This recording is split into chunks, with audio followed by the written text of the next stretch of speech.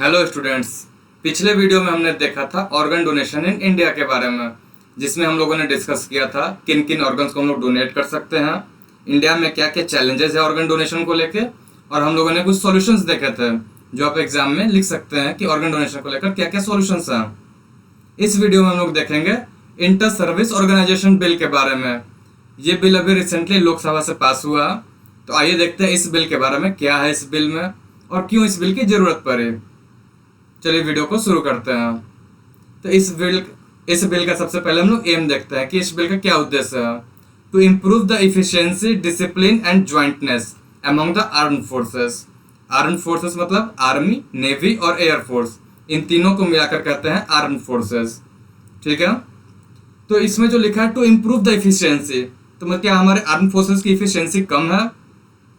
देखते हैं आगे वीडियो में कि इस बिल की आखिर क्या जरूरत पड़े कि इम्प्रूव करना इफिशियंसी को। Why this bill? तो अभी जो बात करते हैं, इंडियन आर्म फोर्सेस जो है वो डिफरेंट सर्विसेज के अंदर ऑपरेट होती है। Indian army act 1950, navy act 1957, air force act 1950, इन तीन फोर्सेस एक्ट्स के अंदर आर्म फोर्सेस काम करती है। Officers can exercise disciplinary action only over personal from their own service. मतलब कि आर्मी में जो लोग काम करते हैं उनमें सिर्फ आर्मी के ऑफिसर्स का हुक्म चलेगा, नेवी वाले ऑफिसर्स की बात वो लोग नहीं मानेंगे। इससे क्या होता है? इससे this has created administrative and disciplinary challenges. इसके कारण एडमिनिस्ट्रेटिव और डिसिप्लिन को लेकर बहुत सारे चैलेंजेस हुए, क्योंकि अगर अब देखिए चैलेंज कहाँ हुए, in joint service setup. Joint service मतलब जैसे अगर दो तीन फोर्सेस को मिलाकर कोई एक नया फोर्स बनाया जाए जिसमें आर्मी, नेवी और एयरफोर्स तीनों के ऑफिसर्स हों, तो ये ऑफिसर्स किसकी बात मानेंगे, आर्मी वाले की, नेवी वाले की या एयरफोर्स वाले की? इन सब को लेकर बहुत सारे चैलेंजेस थे। इनको ओवरकम करने के लिए इस बिल को लाया गया, इंटर सर्विस ऑर्गेनाइजेशन बिल, जिसमें कमांड, उनकी कंट्रोल और उनकी डिसिप्लिन के बारे में बताया जाएगा। ठीक है, तो आइए देखते हैं क्या। ISO bill 2023 does not propose any alteration of the existing service acts. अभी जो एक्ट्स हैं जो अभी सस्टेनेबल हैं उनमें कोई चेंजेस नहीं किए गए हैं। तो आइए जानते हैं salient features of the bill. इस बिल में क्या क्या फीचर्स हैं? पहला है एप्लीकेबिलिटी।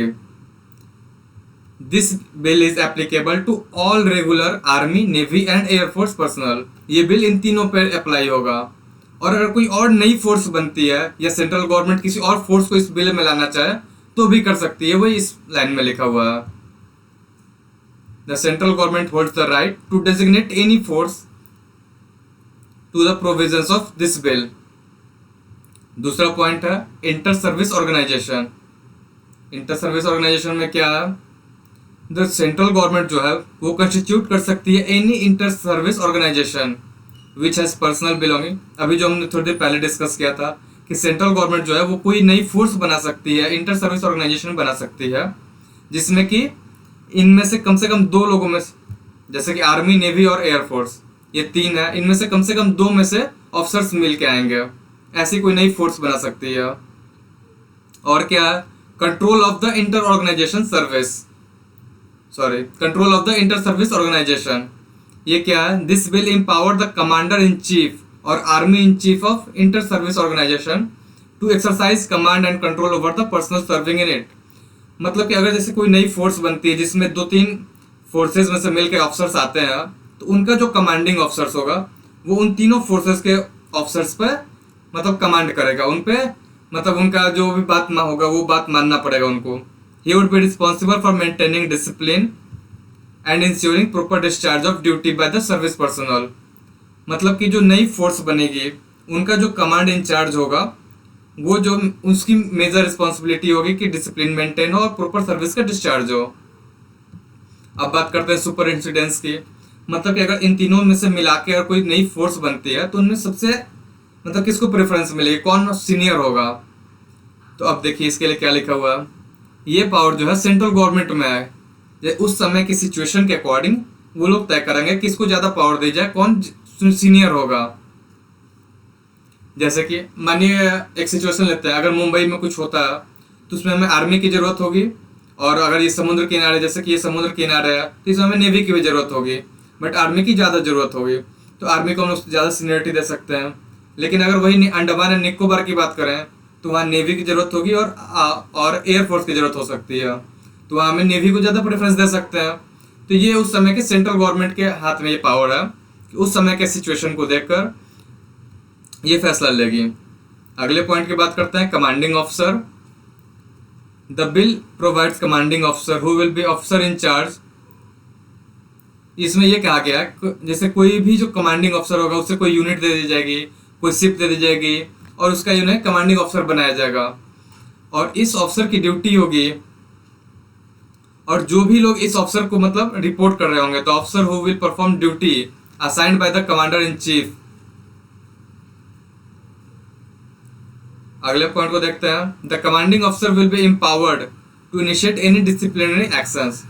जैसे कि अगर कोई काम दिया जाए वो ना करें, कहे कि हम तो नेवी से हैं, हम तो यहाँ से हैं, वहां से, मतलब कुल मिला के इन्हें कमांडिंग ऑफिसर की बात माननी होगी, चाहे वो किसी भी सर्विस से हो। आइए एक और पॉइंट यहाँ लिखा हुआ है, the Indian arm forces have 17 commands and there are 7 commands each of the army, air force और नेवी के 3 कमांड। मतलब अभी इंडियन आर्म फोर्सेज में 17 कमांड्स हैं, जिनमें से 7 जो है आर्मी के पास है और 7 एयरफोर्स के पास है और नेवी का 3 कमांड है। Each command is headed by A 4 star rank military officer. Her command को 4 स्टार रैंक मिलिट्री ऑफिसर मतलब कमांड करता है। एक और पॉइंट यहाँ लिखा गया, एग्जिस्टिंग इंटर सर्विस ऑर्गेनाइजेशन। अभी हमारे पास कोई एग्जिस्टिंग इंटर सर्विस ऑर्गेनाइजेशन है? हाँ है, जैसे कि अंडमान एंड निकोबार कमांड जो है वो ISO है एक तरह का। अच्छा, इसके अंडमान एंड निकोबार कमांड के बारे में बहुत इंपॉर्टेंट पॉइंट है, ये एक इंटरनल सिक्योरिटी में क्वेश्चन आ सकता है प्रीलिम्स में, तो उसे हम लोग थोड़ी देर में भी डिस्कस करते हैं। तो ISO भी एग्जिस्टिंग कौन कौन सा है? Andaman and Nicobar command, defence space agency और NDA, ये इंटर सर्विस ऑर्गेनाइजेशन है अभी हमारे में। अब जो हम यही पॉइंट कह रहे थे कि जो अंडमान एंड निकोबार आइलैंड है वो पहला ट्राई सर्विस थिएटर कमांड है। मतलब कि ये पहला ऐसा कमांड है जिसमें आर्मी से, नेवी से और एयरफोर्स से ऑफिसर्स आए थे और ये सर्विस बनाई गई है। ये पहला ऐसा कमांड था। अच्छा, यहाँ पे देखिए बहुत अच्छा वर्ड यूज किया गया, थिएटर कमांड। इसको हम लोग नेक्स्ट वीडियो में देखेंगे थिएटर कमांड क्या है, ठीक है। अच्छा देखिए यहाँ लिखा भी हुआ है next video, integrated theatre command. मतलब कि देखिए ये बिल पास हुआ, सब कोई जानता है, UPSC भी जानता है कि ये सारे लोग पढ़े होंगे, बट अब इसके एप्लीकेशंस क्या क्या है ये नेक्स्ट वीडियो हम लोग समझेंगे कि थिएटर कमांड क्या है, थिएटर कमांड की जरूरत क्यों पड़ी, इसके क्या क्या एडवांटेज है और इंडिया में थिएटर कमांड बनाने पे क्या चैलेंजेस हो सकता है। मतलब इन तीनों सर्विस को मिलाकर अगर कोई हम लोग नया कमांड, नया फोर्स बनाए तो क्या चैलेंज होगा। तो चलिए रिविजन क्यूज को देखते हैं।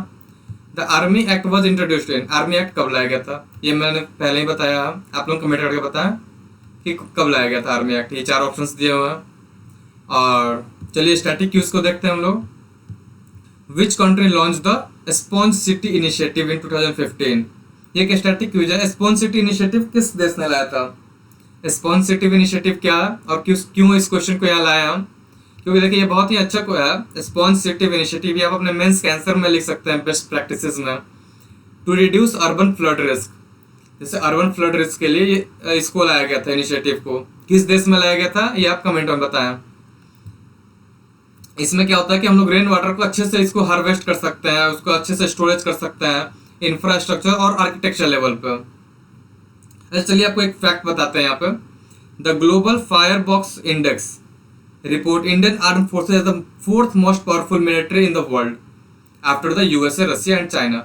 मतलब कि ग्लोबल फायरवर्क इंडेक्स 2022 रिपोर्ट के अनुसार इंडियन आर्मी जो है 4th मोस्ट पावरफुल मिलिट्री है पूरे दुनिया में। पहले नंबर पर कौन है? USA, फिर रशिया, फिर चाइना और फिर इंडिया। इस वीडियो में बस इतना ही। अगले वीडियो में हम लोग मिलते हैं इन 4 टॉपिक्स को समझने के लिए, इंटीग्रेटेड थिएटर कमांड्स के बारे में। तब तक के लिए बाय बाय। कल शाम में फिर 7 बजे मिलते हैं।